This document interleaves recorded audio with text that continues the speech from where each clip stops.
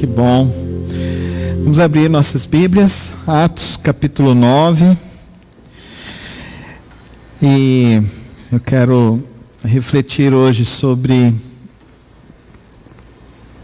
o maior impossível que Deus faz em nossas vidas, que é transformar as nossas vidas, transformar os nossos corações. Atos capítulo 9, nós vamos ver a conversão de Saulo. E é um dos textos incríveis, queridos. É algo maravilhoso quando Deus toca na vida de uma pessoa. Quando Deus fala com uma pessoa. Vamos ler a palavra do Senhor, então? Enquanto isso, Saulo ainda respirava ameaças de morte contra os discípulos do Senhor. Dirigindo-se ao sumo sacerdote, pediu-lhe cartas para as sinagogas de Damasco, de maneira que, caso encontrasse ali homens e mulheres que pertencessem ao caminho, pudesse levá-los presos para Jerusalém. Em sua viagem, quando se aproximava de Damasco, de repente brilhou ao seu redor uma luz vinda do céu. Ele caiu por terra e ouviu uma voz que lhe dizia: Saulo, Saulo, por que você me persegue? Saulo perguntou: Quem és tu, Senhor? Ele respondeu: Eu sou Jesus, a quem você persegue. Levante-se e entre na cidade, alguém lhe dirá o que você deve fazer. Os homens que viajavam com Saulo pararam emudecidos, ouviam as vozes, mas não viam ninguém. Saulo levantou-se do chão e, abrindo os olhos, não conseguiu ver nada. E os homens o levaram pela mão até Damasco. Por 3 dias ele esteve cego, não comeu nem bebeu. Em Damasco havia um discípulo chamado Ananias. O Senhor o chamou numa visão: Ananias. Eis-me aqui, Senhor, respondeu ele. O Senhor lhe disse: Vá à casa de Judas, na rua chamada direita, e pergunte por um homem de Tarso, chamado Saulo. Ele está orando. Numa visão viu um homem chamado Ananias chegar e impor-lhe as mãos para que voltasse a ver. Respondeu Ananias: Senhor, tenho ouvido muita coisa a respeito desse homem e de todo o mal que ele tem feito aos teus santos em Jerusalém. Ele chegou aqui com autorização dos chefes dos sacerdotes para prender todos os que invocam o teu nome. Mas o Senhor disse a Ananias: Vá, este homem é meu instrumento escolhido para levar o meu nome perante os gentios e perante o povo de Israel. Mostrarei a ele o quanto deve sofrer pelo meu nome. Então Ananias pôs as mãos sobre Saulo e disse: Irmão Saulo, o Senhor Jesus, que lhe apareceu no caminho por onde você vinha, enviou-me para que você volte a ver e seja cheio do Espírito Santo. Imediatamente algo como escamas caiu dos olhos de Saulo e ele passou a ver. Levantando-se, foi batizado, e depois de comer, recuperou as forças. Que o Senhor abençoe a palavra dele, as nossas vidas nessa manhã. Um aspecto histórico aqui nesse texto, está no versículo 2, era como a igreja era conhecida, logo no início. Ela era conhecida como o caminho, aqueles que pertencem ao caminho. Então, a palavra o caminho era o que se representava aqueles que seguiam a Cristo Jesus. Agora, um fator muito importante nesse texto: Deus transforma o coração de um assassino. Era isso que Saulo era. E ele era um assassino com chancela do governo. Hoje nós falaríamos que ele seria um miliciano, como está em voga hoje se dizer. Ele seria um miliciano. Mas Deus é capaz de fazer o impossível e transformar pior coração. Amém, irmãos? Essa é a palavra que eu creio. Eu creio que Jesus Cristo, o Evangelho de Jesus Cristo, é o poder de Deus para a salvação de todo aquele que crê. E nós já conhecemos um jargão evangélico que diz: há duas formas de servir para Jesus, uma pelo amor e a outra pela dor. Eu diria então, uma é você vir sem cair do cavalo, e a outra é caindo do cavalo, como Saulo foi. E agora é aí a grande questão. O que eu tenho visto hoje em dia, em nossos dias, nós temos uma perspectiva muito interessante do texto, que é a perspectiva de Saulo. Saulo, ele quer matar cristãos. Ele quer matar as pessoas que fazem parte da seita do caminho. Ele pega a chancela para ir matar essas pessoas. Ele não vai sozinho, ele tem os seus discípulos, ele tem uma guarda. Ele é cidadão romano também. Ele é cidadão judeu. Ele tem dupla nacionalidade. Paulo também fazia parte desse exército. E é interessante que a gente entenda isso. Paulo, lá em Coríntios, ele vai falar para nós que ele era o fariseu dos fariseus. Em outras palavras, ele era aquele que fazia com que outras pessoas se tornassem fariseus. Então ele vivia dentro de um rigor religioso. Ele não era uma pessoa que não era esclarecida, ele era esclarecido. Ele provavelmente era mestre. Ele era uma pessoa que ensinava adultos.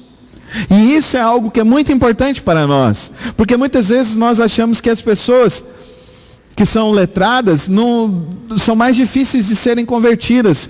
Queridos irmãos, entendam algo. Eu creio que Cristo tem propósito para a vida de cada um dos seres humanos. Eu creio assim. E eu creio que nós estamos aqui na missão de pregar o Evangelho para toda pessoa. Porque Deus amou o mundo de tal maneira que deu o seu Filho unigênito para que todo aquele que nele crê não pereça, mas tenha a vida eterna. Então eu creio que o Evangelho é para todas as pessoas. E a nós, como discípulos de Jesus Cristo, cabe a nós o quê? Pregar o Evangelho a todas as pessoas. Não importa quem ela seja. Se ela é o pior bandido, se ela é o pior assassino, se ela é um miliciano, se ela é de qualquer outro tipo de partido, porque hoje no Brasil as pessoas estão fazendo distinção de partido político, de time de futebol, de escolha de gênero, e não me importa essas coisas. O que me importa é que cada pessoa conheça Jesus Cristo e veja o poder do Espírito Santo agindo em sua vida. E aqui nós temos um discípulo, Ananias. Paulo, ele tem um objetivo, ele quer matar as pessoas. Quer matar porque ele acha que ele está certo. Ele cai do cavalo. Mas tem um discípulo, Ananias. O discípulo Ananias, então, Deus fala com ele. Vai pregar lá. Aí ele vem com a desculpa. Você é o crente que tem desculpa para pregar para alguém? Nós acabamos de cantar. O meu Deus é o Deus do impossível. Você crê no Deus do impossível? Se você crê no Deus do impossível, você crê que Deus pode mudar o coração da pior pessoa que você considera na sua vida. Ananias era preconceituoso, um religioso preconceituoso. Ele teve preconceito com Paulo. Ele estigmatizou Paulo. Paulo é o cara que quer matar todo mundo. Esse Saulo quer matar todo mundo. Eu não vou lá pregar para ele não, Jesus. Não vou pregar para ele não. Deus tem uma conversa séria com Ananias. Ananias, não me importa o que você quer. O que importa é que o que eu quero, a minha vontade. Será que eu e você estamos dispostos a cumprir a vontade de Deus? Será que eu e você estamos dispostos a entender que andar com Deus é correr riscos? É correr riscos. Ananias teve que correr riscos. Ele teve que ir lá na casa onde Paulo estava para pregar o Evangelho. Cristão que não quer correr risco é um cristão religioso. Um discípulo que não quer correr risco é um discípulo religioso. É um discípulo que não compreendeu quem é Deus, quem é Jesus e o que é o Evangelho de Cristo Jesus, que é o poder de Deus. É o maior poder de Deus. Eu vejo Ananias como um cristão covarde, um cristão de desculpas, um cristão cheio de razão. Você conhece cristão cheio de razão? Ananias é um cristão cheio de razão. Mas o apóstolo Paulo depois vai nos esclarecer em Romanos capítulo 12. Rogo-vos, pois, irmãos, que não vos conformeis com este século, mas transformai-vos pela renovação da vossa mente, para que podeis experimentar qual seja a boa, perfeita e agradável vontade de Deus. Então, o cristão, ele precisa ser transformado. Ananias, então, foi transformado pelo Espírito Santo, convencido pelo Espírito Santo, e vai até Saulo. Chegando em Saulo, ele ora, Saulo então volta a ver, e Saulo se converte. Olha que bênção, que maravilha. O que nós precisamos, então, como igreja? Como igreja, agora é duro pregar a palavra de Deus, viu, Djalma? É difícil, não é fácil não, irmãos. Porque tem coisas que a gente vai falar e eu tenho certeza que eu vou desagradar muita gente hoje. Eu orei muito para o Senhor, mas Deus falou, Carlos, olha o que está na Bíblia. O que nós estamos vivendo? Cristãos acovardados. Cristãos com medo de um vírus. Ananias teve medo de morrer. Nós estamos vivendo um período onde as pessoas estão com medo de um vírus, medo de uma pandemia. Se o Senhor não guardar a casa, em vão vigia a sentinela. Se o Senhor não for o construtor, em vão são aqueles que trabalham. Ou nós somos de Cristo, do Deus do impossível, e cremos que o Deus do impossível cumprirá as promessas do Salmo 91, que 1.000 cairão à sua direita, 10.000 à sua esquerda, e que peste alguma chegará na tua casa. Ou nós vamos ser que tipos de cristãos? Ah, queridos irmãos, os irmãos sabem que eu tenho que pregar a palavra. Nós estamos estudando Atos. Eu não escolhi esse texto. O texto está aqui na sequência, os irmãos sabem, semana passada a gente estava em Atos 8. Ficamos em três semanas em Atos 8, agora nós estamos aqui em Atos 9. E Atos 9 nós estamos vendo um discípulo que se chama Ananias, que pertence à seita do caminho, que Deus fala com ele, você tem que ir pregar o Evangelho. E ele tem que pregar o Evangelho, na cabeça de Ananias, é o pior tipo de cara. Eu corro o risco de morrer, eu corro o risco de entrar lá e ser assassinado pelos discípulos desse Saulo. Deus conversa com ele e fala, eu tenho propósito. Entenda isso, querido irmão, nessa manhã.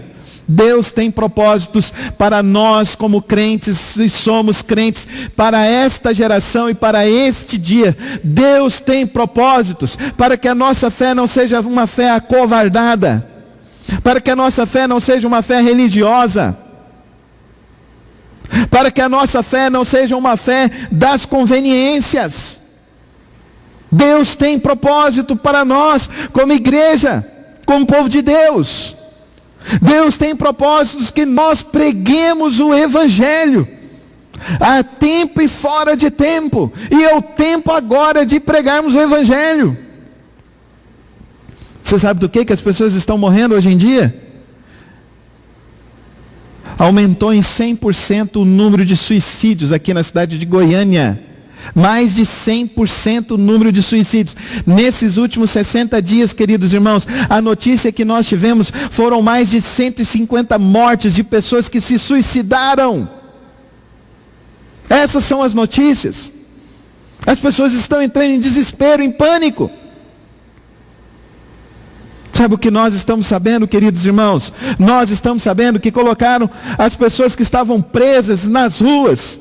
E semana passada, quando nós saímos daqui, nós paramos no local ali para comprar um frango. Eu estava conversando com o sargento, estava conversando com o companheiro dele, perguntei essa informação e ele disse o seguinte: olha, eles estão na rua e estão fazendo o terror na nossa cidade. Queridos irmãos, nós vivemos a época de Timóteo, que diz que eles não suportariam a sã doutrina, que eles queriam ter ouvidos para só queriam ter atenção para aquilo que agradasse os seus ouvidos. Como é difícil pregar a palavra, porque a palavra de Deus nos desafia a sermos crentes que confiam no Deus do impossível. Crentes que confiam que o Evangelho é o poder de Deus para a transformação de qualquer pessoa. Crentes que sabem o poder da oração. Crentes que sabem a importância do Evangelho de Jesus Cristo. Porque o que traz salvação para esta nação, queridos irmãos, são os joelhos dobrados do povo de Deus. São os joelhos dobrados no povo de Deus. As pessoas estavam falando, mas é porque teve o negócio, por isso que a pandemia não foi tão grande. Deixa eu te contar uma coisa. Você que é um cristão, você que conhece a Jesus Cristo, nunca antes na história desta nação, teve um presidente que convocou o povo para orar nas suas casas, por 24 horas. Logo no início, acho que foi dia 4 ou dia 5 de abril, os seus irmãos vão se lembrar, foi convocado um dia de oração. Eu fiquei nesse dia de jejum e orando a Deus. E eu fiquei sabendo de vários pastores. Mas ele está misturando religião com não sei o quê, está misturando as coisas, e eu não sei o quê. Querido irmão, para de ficar vivendo fora da vontade de Deus. Ouça o que Deus está dizendo. Ouça o chamado de Deus. Teve alguns governadores que chamou a população para ir para o carnaval. E as pessoas foram para o carnaval. Agora teve um presidente da república que virou e chamou o povo para orar. Eu não estou aqui defendendo política, eu não estou aqui defendendo, eu estou querendo simplesmente que nós ouçamos a Deus. Pastor, mas ele agora viu o vídeo dele lá, está falando um monte de palavrão, está falando um monte de coisa. Querido, você ouve e retém o que é bom.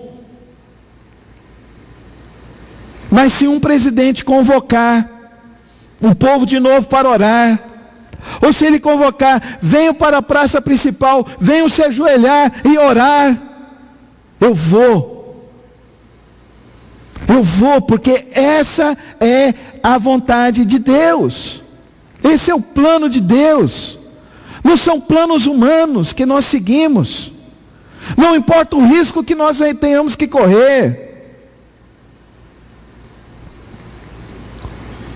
Esse é o terceiro fim de semana que nós estamos aqui. Quando a gente estava fazendo as lives lá em casa, Djalma, o João Paulo ia. Ele falou assim para mim: pastor, por que não faz lá na igreja? Eu falei: João Paulo, vai dar mais trabalho, tal, não sei o quê. Eu criei as desculpas. E o João Paulo falou assim: faz lá na igreja. Aí um outro irmão virou e falou assim: pastor, por que o senhor não faz a live lá na igreja? Aí eu fiquei assim e tal. Eu falei: João Paulo, então vamos fazer lá na igreja. Então vamos. E no primeiro domingo que a gente veio fazer na igreja, Deus nos deu um casal. Um casal que chegou no portão da igreja e falou assim: a gente pode entrar? Eu, na minha falta de fé, ainda falei assim, viu, irmão Diogo? A gente não está preparado para receber gente não, mas se vocês quiserem entrar, pode.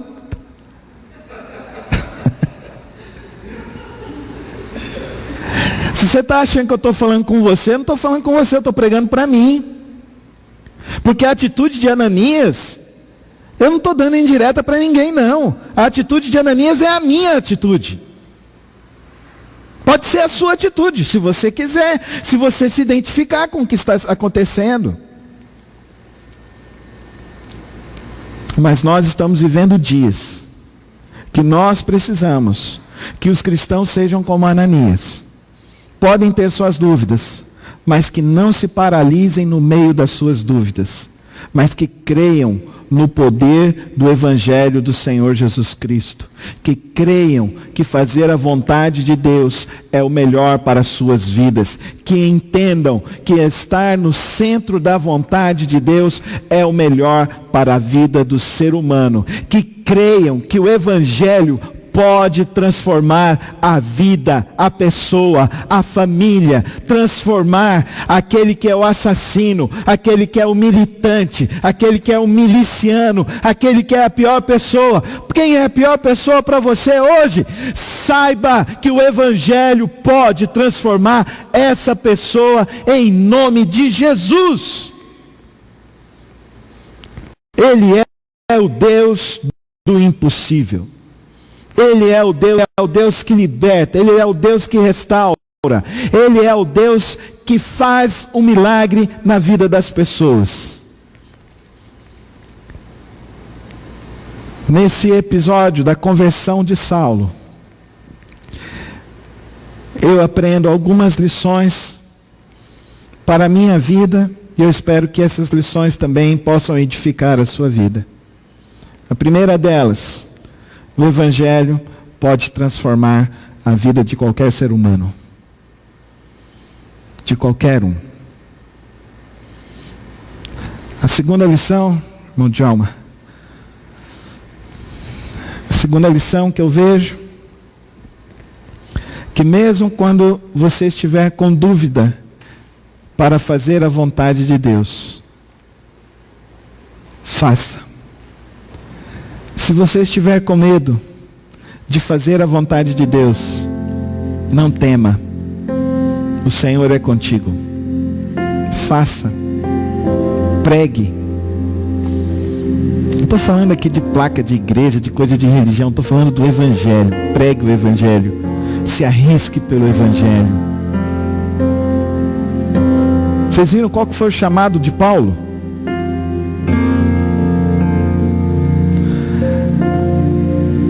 Olha o versículo 15. Você atenderia esse chamado? Este homem é meu instrumento, escolhido para levar o meu nome perante os gentios e seus reis, e perante o povo de Israel. Versículo 16. Mostrarei a ele o quanto deve sofrer pelo meu nome. Você atenderia a esse chamado? É tão fácil a gente falar assim: vem para o Senhor Jesus, que Ele vai resolver todos os seus problemas. Mas Ananias ouve de Deus: eu estou chamando Saulo para sofrer por causa do meu nome. Ananias vai lá e ora, e o Senhor me falou o seguinte. Eu queria um profeta assim, que chegasse para mim e falasse assim, viu, Djalma? Esses profetas que chegam assim e falam: eis que eu te digo que eu vejo uma porta aberta, que eu vejo você num carro novo, você num terno, falando para multidões. Esses aí eu não quero não. Eu quero um profeta que chega aqui perto de mim e fala assim: olha, Deus falou comigo que você vai continuar sofrendo pela obra dele, sofrendo pelo reino dele. Você quer ouvir o que, querido irmão? Você quer ouvir os comichões dessas presepadas todas que andam sendo pregadas aí? Ou você quer ouvir a voz de Deus? Eu quero ouvir a voz de Deus. Se você quer ouvir a voz de Deus, escreve aí agora no Facebook, para que quem for assistir depois possa ver que tem um povo que quer ouvir a voz de Deus, escreve aí no Instagram, escreve aí no Facebook. Eu quero ouvir a voz de Deus para a minha vida. E esteja preparado, porque quando Isaías ouviu a voz de Deus, Deus disse para ele assim: olha, você vai pregar e ninguém vai te ouvir. Você vai anunciar, as pessoas não vão te ouvir. Mas Isaías disse: eis-me aqui, Senhor. Eis-me aqui, Senhor. Deus fala para Saulo: você vai sofrer, cara. O texto diz: as escamas caíram. Saulo levantou e falou: eu quero Cristo. Se batizou. Você que não batizou, está perdendo tempo. Os irmãos que falaram para mim que querem se batizar, domingo que vem eu vou estar aqui 9 horas. Vamos estudar a palavra junto. Distanciamento social, está tudo separadinho, beleza, vem com a sua máscara, vou estar com a minha máscara, a gente vai dar o nosso curso, nós vamos batizar. Porque importa para nós fazer a vontade de Deus, irmãos. Não importa para nós outra coisa que não seja fazer a vontade de Deus. O que importa para nós é fazer a vontade de Deus. E o Saulo aqui, ele converteu, e já, a gente vai ver semana que vem, ele começou a pregar. Ele começou a pregar. E as pessoas falavam: mas que absurdo. Ele não veio para matar, agora está pregando. Porque o Evangelho transforma vidas. Transformou a minha vida. Jesus Cristo mudou o meu viver. E eu espero que Jesus Cristo mude e transforme o seu viver também. Em nome de Jesus. Não sejamos covardes. Andemos no Espírito. Na coragem do Espírito Santo de Deus. Corajosos como Ananias foi. Muitas pessoas precisam de Jesus. E você precisa ser um instrumento de Deus na vida dessas pessoas. Toma as nossas vidas, Senhor. Muda as nossas vidas, para que possamos viver no centro da Tua vontade, do Teu querer. Toma as nossas vidas, Senhor. Pai, aquele parente que a gente conhece, Senhor, aquelas pessoas que nós conhecemos, que nós tenhamos a coragem de levantar e dizer: Deus tem um propósito na tua vida, Deus tem um plano para você, você tem que andar com Deus. Nos encha de intrepidez, nos encha da ousadia do Teu Espírito, nos enche, ó Deus, do encorajamento que vem da força do Senhor, nos enche, ó Deus, das certezas que vem do Teu reino celestial, nos enche, ó Deus, da Tua graça sem fim, para anunciarmos que o Senhor é o nosso Senhor e Salvador. Toma as nossas vidas em nome de Jesus. Amém, Senhor. Amém.